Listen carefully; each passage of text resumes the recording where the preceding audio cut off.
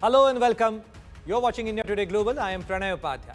December 4 marks a crucial day for India as the country gears up to welcome its friend and ally, Russian President Vladimir Putin. Putin will attend the 23rd India-Russia Annual Summit at the invitation of Prime Minister Narendra Modi. During the Russian president's last visit to India on December 6, 2021, both leaders discussed defense cooperation, including the joint production of BrahMos missiles and expansion of ties in trade, energy and space. This visit comes at a time when US has imposed additional tariffs on India for purchasing Russian oil and alleged India for fueling of Russian war machine. Though unfazed by the US tariff, India and Russia are gearing up to expand their special privileged strategic partnership. This time, a big delegation is also likely to accompany President Putin, and this delegation members include and represent the areas like trade, defense, agriculture, and even cultural exchange.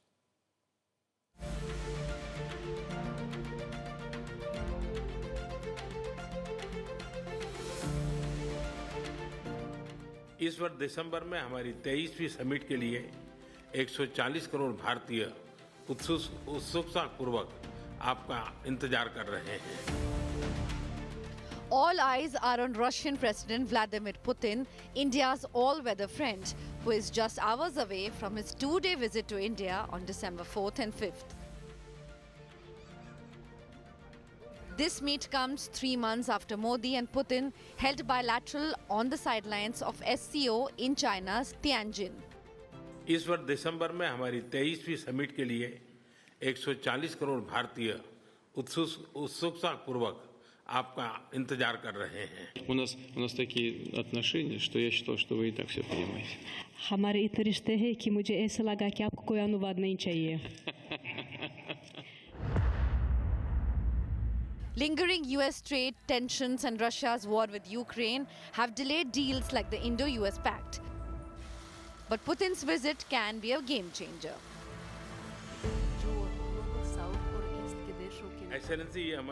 Over 2 days, the leaders will discuss a wide-ranging agenda: defense, nuclear energy, oil, technology and trade.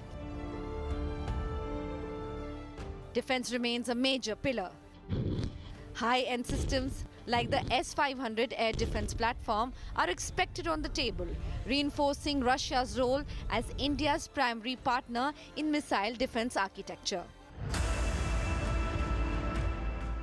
Even as India diversifies its defense suppliers, Russia's S-400 systems proved vital during Operation Sindhur, spectacularly neutralizing Pakistan's China and Turkey-made missiles. Bilateral trade hit a record $68.7 billion in last financial year, with India exporting machinery, textiles, chemicals and more, while imports from Russia remain dominated by crude oil, fertilizers, metals and machinery. From missile defense to energy security and billions in trade, Modi's dost Vladimir Putin's India visit is more than ceremonial. It is strategic. All eyes in global strategic sphere, especially in Trump's America, is fixated on this trip. With Shivani Sharma and Sandeep Punithan, Bureau Report, India Today.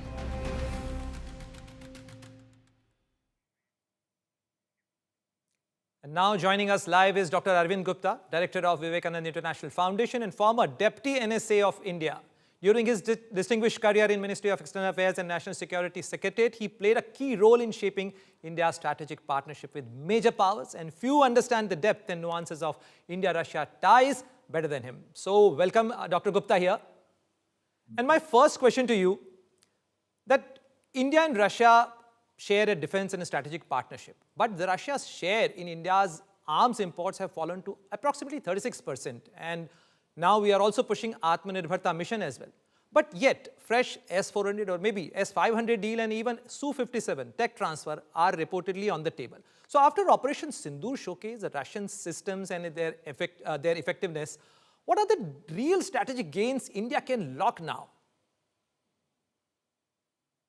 This visit is very important because it is taking place in the backdrop of tectonic shifts in the global landscape. And as your report said, This is the first visit Putin is paying to India after the special military operations began in 2022. And since then, of course, Prime Minister Modi and Putin have met several times. So it's not that there has been lack of contacts. But this visit, I think, gives us a chance to reimagine India-Russia partnership in the backdrop of major geopolitical shifts that are taking place. And the relationship, I think, needs to go just beyond the defense. India is diversifying its relationships. That is, I think, the key priority that India has today in its foreign policy in order to deal with these massive changes. And I think Russia also understands. Russia's foreign policy has also changed quite dramatically. But India and Russia, the strategic partnership, special privileged strategic partnership, that has remained intact. And this has withstood all the major changes. So today, Dr. Gupta, yeah, please go ahead, sir. Apart from defense, there are many other areas in which the two countries can consolidate their relationship and also look for new areas. So it's a good opportunity for both countries to diversify the relationship and deepen it, particularly in the area of technology, in the area of trade, connectivity. Defense, of course, is important, but energy is also extremely important. Absolutely, Dr. Gupta, you mentioned about trade, and we have been given to understand that President Putin and Prime Minister Modi are likely to address a business forum, and a large business delegation is also likely to accompany President Putin. But a bilateral trade, has remained a matter of concern for India and Russia. Of late, it has touched a high mark of $70 billion, but this is only, entirely fueled by the discounted Russian oil, and leaving India with a huge deficit. And at a time when US tariffs are, India is facing penal 50% US tariff, and 25% is a penal tariff for the Russian oil purchase. How will Prime Minister Modi and Putin actually address this imbalance and still hit a target of $100 billion by 2030, in your opinion? So the answer is simple. They should look at a long-term horizon, 2030 and beyond, and try and understand where are the opportunities both for Russia and India, and India and Russia. And if you go beyond this, this blip that has happened in terms of tariffs, etc., these penal tariffs on, you will see that there are many opportunities that are opening up. Russia's economy, despite the war, has held on, and India's economy is growing very fast. In 2019, India and Russia had identified several new opportunities, including a new Eastern Maritime Corridor, which would have opened Indian investment in Russia's Far East. Absolutely, sir. I actually want you to elaborate more on the different opportunities, because beyond defense and energy and agenda, that also includes the Arctic project, the critical minerals, AI investment funds, and even the labor migration pact. Which of these, less hyped areas could truly reshape India-Russia ties over the next decade, in your opinion? Yeah, these are precisely the areas that I think can provide trigger for India-Russia relationship for the next 10 years or even more. Russia's Arctic is today fueling Russia's growth. The Arctic region per se has become a geopolitical hotspot, and Russia is offering you a chance for investing in Arctic, in the vast mineral resources, including the critical minerals in Russia. There is a lot of coal in Russia. There is a lot of oil in Russia. There is a lot of gas in Russia.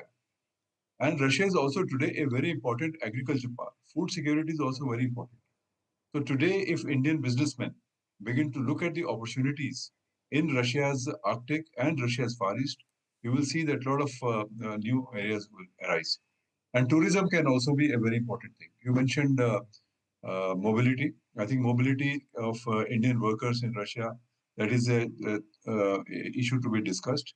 Today we have something like 30,000, 40,000 Indian students in Russia, which was unheard of.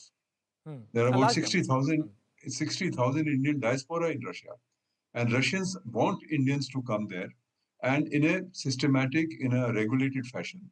So I think that's a very big opportunity that is opening up for India and Russia. And I can tell you one more. Yeah. And yeah, I can identify one more. Let us not make a mistake of thinking that Russia is a second-rate technology power. Often people think that, Russia, what is there? But actually, Russia is also very strong in some of these technologies like the artificial intelligence or quantum computing.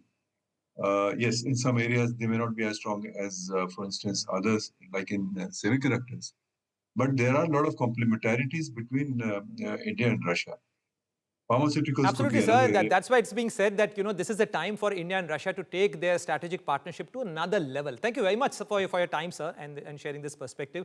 And we hope that India and Russia will be able to gain more from this partnership. But now, let us focus on another front of Russia, which is effort to end the war with Ukraine, because the talks have entered a crucial phase with the United States official pushing forward a revised plan, and a special envoy, Steve Witkoff, is now headed to Moscow amid political turmoil in Kiev and fresh attacks on the ground. Here is a report by Mahashweta Lala. After US top officials met Ukrainian delegation in Florida, special envoy of President Donald Trump will meet Russian President Vladimir Putin on Tuesday. Witkoff was set off for Moscow, will talk on the revised 19-point peace plan to end the war in Ukraine. Ukrainians have expressed their willingness to accept the new proposal. But the Russian side has not made any statement or commitment in this regard. Speaking to reporters, President Trump said the talks in Florida were going along well. Can you give us an update on what took place in South Florida today, those talks between the U.S. and the Ukrainians? Well, they're going along, and they're going along well. We want to stop people from being killed. It doesn't have much to do with us, but I'd like to see if we could save a lot of souls. A lot of people are being killed. Last month, we had 27,000 people killed in that ridiculous war that should have never happened. It would have never happened if I were president. But he said the corruption situation in Ukraine is creating problems. Ukraine's top officials are embroiled in a corruption scandal which forced Volodymyr Zelensky to take action. As a result, Ukrainian anti-corruption agencies searched the residence of President's Chief of Staff, Andrei Yermak, following which he submitted his resignation. Have you spoken with Rubio and Witkoff since I that have, meeting? yeah. I've spoken to them, and they're doing well. Ukraine's got some difficult little problems. They have some difficult problems.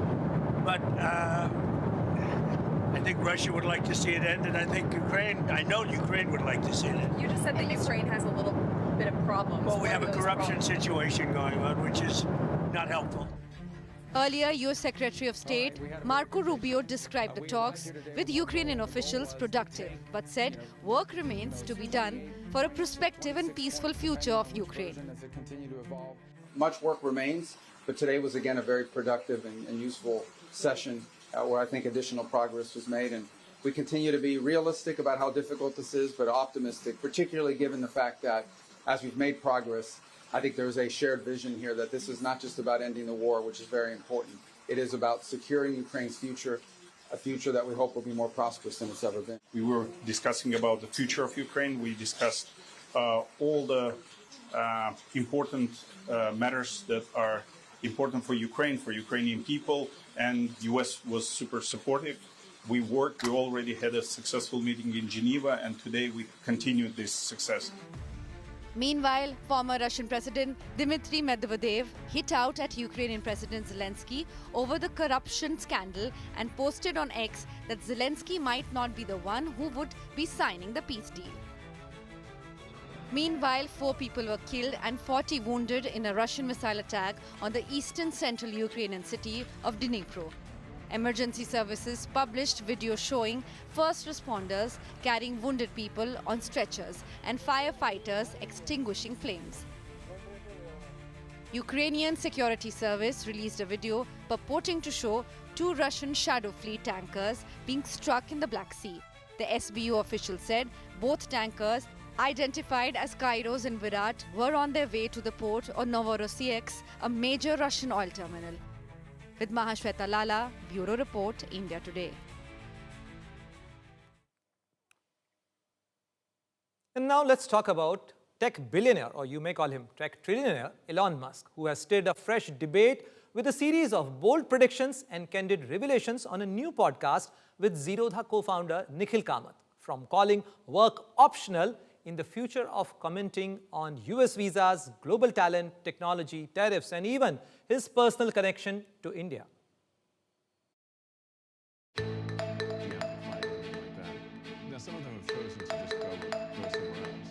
The world's richest man and trillionaire Elon Musk made some stunning predictions during a podcast with Zerodha co-founder Nikhil Kamath on his popular WTF podcast.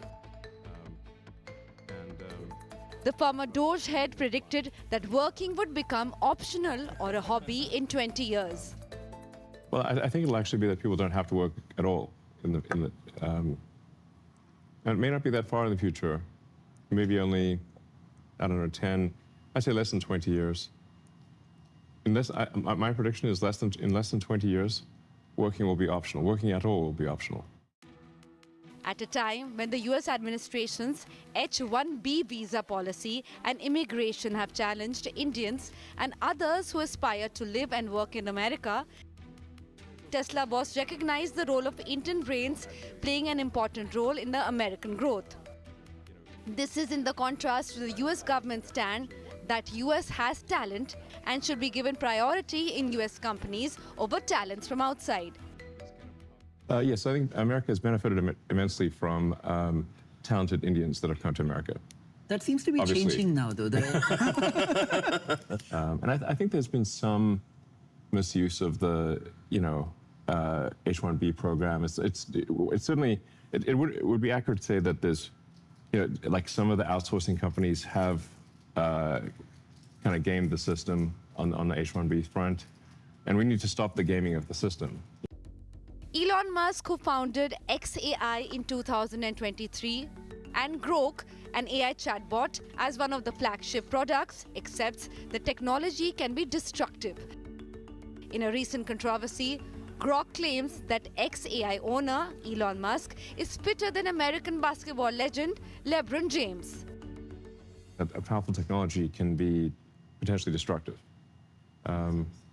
So there's obviously many AI dystopian, novels and books, movies. So it's not that we're guaranteed to have a positive future with AI. I don't force an AI to believe falsehoods. I think that can be very dangerous. Elon also shared how he tried to dissuade his former buddy and US President Donald Trump from imposing tariffs but failed. We're doing tariffs between each state within the United States. It's like, no, that would be disastrous for the economy. So then why do you want tariffs between countries? The president has made it clear he loves tariffs. I've tried to dissuade him from this point of view, but unsuccessfully. Musk also revealed his personal India connect. He told Kamath that his partner, Shivam Zilis, was born in India and raised by Canadian parents. He also said one of his sons has the middle name Shekhar. He revealed choosing this name in honor of Subramaniam Chandrasekhar, the Indian-American astrophysicist who won the 1983 Nobel Prize for his work on stellar evolution. With Mahashweta Lala, Bureau Report, India Today. And now, let's see what else is making headlines across the globe in World at a Glance. President Donald Trump confirmed that he had spoken with Venezuelan President Nicolas Maduro, but did not provide details on what the two leaders discussed. Earlier, Trump said the airspace above and surrounding Venezuela should be considered closed in its entirety, but gave no further details.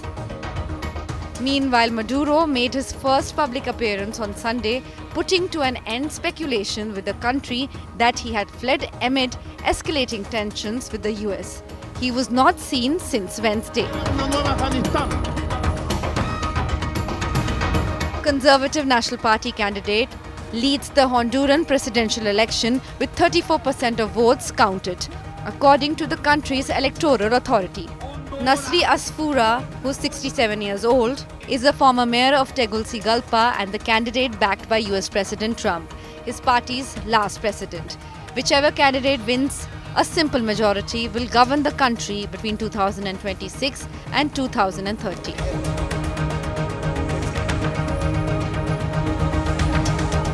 Protesters rallied outside Israeli President Isaac Herzog's private residence, demonstrating against Prime Minister Benjamin Netanyahu's request for a pardon in his corruption trial before a verdict was reached. In a letter, lawyers for Netanyahu argued that criminal proceedings were hindering his ability to govern and a pardon would be good for Israel. Demonstrators gathered outside Tel Aviv court, where Israeli Prime Minister Benjamin Netanyahu's trial is being held, to protest against what they see as his unacceptable request for pardon for the country's president. Netanyahu has denied the bribery, fraud and breach of trust charges. Israeli Prime Minister Netanyahu submitted a request to the country's president for a pardon in his years-long corruption trial, arguing that criminal proceedings were hindering his ability to govern and a pardon would serve the interests of Israeli society.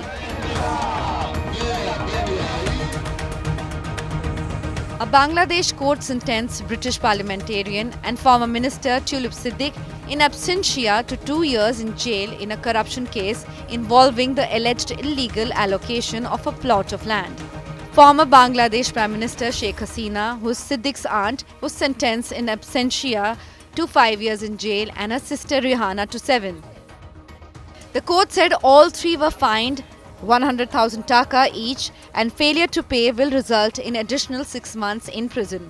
Siddiq, who resigned in January as the UK's minister responsible for financial services and anti-corruption efforts following scrutiny over financial ties to Hasina, has previously dismissed the allegations as a politically motivated smear. Britain does not have an extradition treaty with Bangladesh.